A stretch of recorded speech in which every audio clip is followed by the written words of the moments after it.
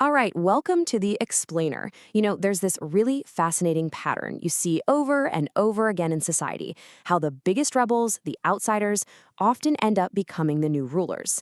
Today, we're going to dissect exactly how that happens. So, how does this actually happen? How do these figures who build their entire identity on being against the system eventually become the very center of it? Let's dive in. You see this all the time, right? You've got these figures who are out there very publicly saying the system is broken. But then you look a little closer and their own companies are like completely woven into that exact same system. So, what is going on? Is it hypocrisy or is it something else? Part of a predictable cycle of power. To really get to the bottom of this, here's how we're going to break it down. We'll start with the core idea, then look at some historical blueprints, apply it to a major figure today, and finally, ask what it all means for the future. Okay, so let's start with the framework itself. And this isn't some new radical idea. It's actually a process sociologists have been watching for decades, a kind of repeatable blueprint for how disruption gets absorbed by the mainstream. It almost always starts the same way. You challenge the old guard. You're the new voice, the disruptor. But here's the catch. As your rebellion gets popular and you need to grow, you start needing the very system you were fighting against. Things like capital, regulations, and big contracts. And that leads us to the most critical step, becoming institutionalized. And that brings us to this key moment, this pivot point, institutionalization. This is where it all changes. It's the process where all that rebellious energy, well, it gets tamed. It becomes normalized, professionalized. The outsiders' once radical ideas become the new standard, and they start to look a whole lot like the establishment they wanted to tear down. Okay, so to really see this cycle in action, let's just rewind a bit and look at a couple of historical giants who walked this exact path, from total rebel to the absolute center of power. Let's start with Henry Ford. His whole public image was built on being this everyman, the guy taking on the stuffy bankers and the so-called experts. But his innovations, like the assembly line and that revolutionary $5 a day wage, did so much more than just build cars. They created an entire new social and industrial order we now call Fordism. He didn't just join the establishment, he literally built a new one from the ground up. And then you've got Richard Branson, who is just a brilliant example of this.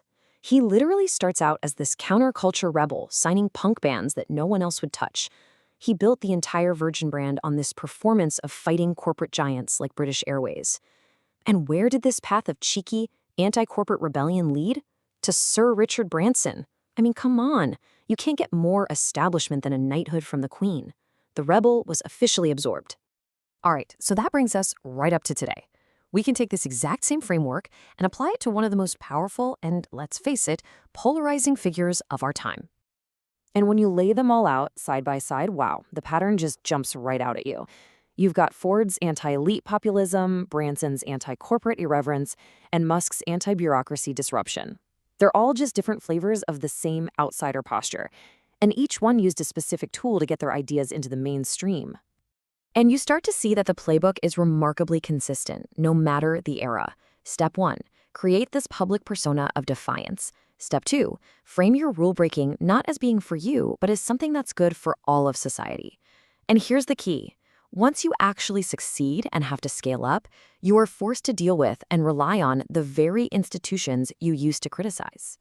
Musk's public persona? It fits this playbook to a T. He frames established systems and regulations not just as slow or inefficient, but as like a moral evil, an obstacle holding humanity back from its future. And yet, this is where the story pivots. According to a Washington Post analysis, his companies have received at least, get this, $38 billion in government contracts, loans, and subsidies. And that is the heart of the paradox, right there. It's not just some simple gotcha contradiction. This is what the institutionalization phase looks like in real time. The ultimate outsider is becoming a pillar of the new establishment, one of the most important contractors the government depends on for its biggest goals in space, energy, and defense.